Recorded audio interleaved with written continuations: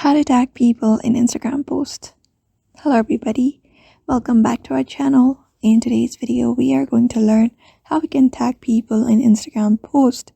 So let's just dive right into the video without any delay.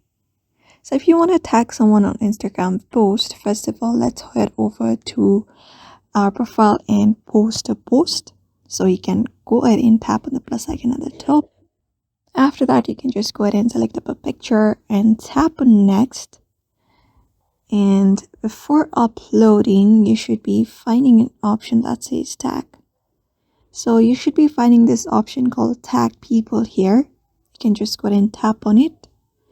After that, go ahead and tap on this invite collaborators options and select up a user. After that is done, tap on write and share it.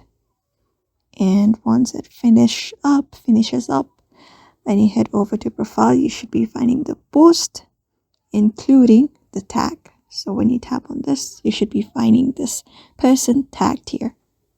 So that is how you tag someone on Instagram, following up this method. So I hope this video was helpful, and thank you for watching this video.